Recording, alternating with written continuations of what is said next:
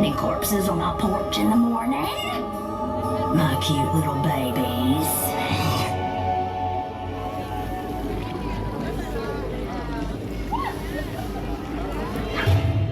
Yes, I hear you, Marcus.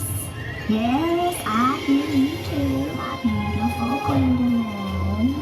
Stop that fighting, Brutus. Leave Chamberlain alone. She is not in the mood.